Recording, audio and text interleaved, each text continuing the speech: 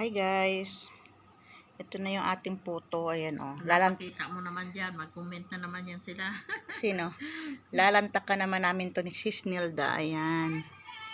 Yan. Ito yung ginawa ko lang buo, bandihado. Kasi tinamad ako magganito-ganito. Yan. So, yan. Para na siyang kuan. Ano ba yun? Yan. Parang bingka. Barang bingka. Ayan. Sarap. Harap. Kahit anong in-screw kay gago, tinirahan ko pa rin siya. 3. Yung kaiba ng size yan, kasi magkaiba ng molde. Yung tray ba na aluminum at saka kuan. Yung mangkok na babasagyan, yung kulay pula.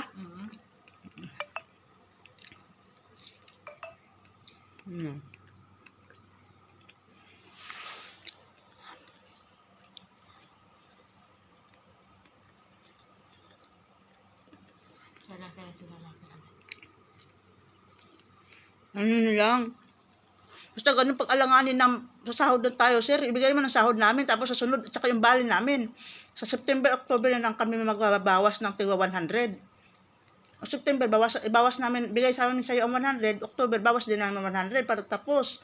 Pero sahod namin ngayon, ibigay mo, pati yung bali namin. Mas maganda yung ganun. Wala ko kasi alis na siya agad eh, kaya sabi ko, may salarian, ay, nasa ano pa. Okay lang, wala makasabot. Basta Tagalogin mo lang, masayain mo. Kaya sabi ko, mag-ano na lang. Akyat mo na yan sa taas. Yan lang una. Mamlansya ako ng mga pulo-pulo niya doon eh. Mag-vacuum pa ako dito. Sabi mo kanina, pagbaba ako mag-vacuum ka. May kausap ako, katatapos lang. Katatapos lang kausap. Para mga balat ng paa mo yan ah. Wala nga. Nako. Babakyam nga ako dito.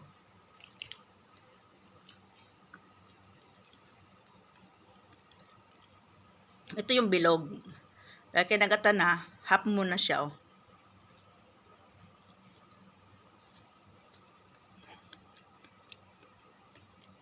Wala kaming drinks, tubig.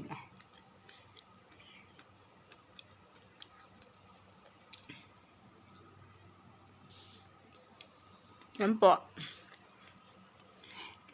Pagkain namin mga Inday, sarap. Puto.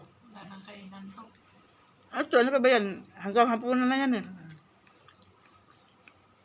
Sana nga, hanggang hapunan na. Wala yung maghahanap. Naluto ng maaga eh.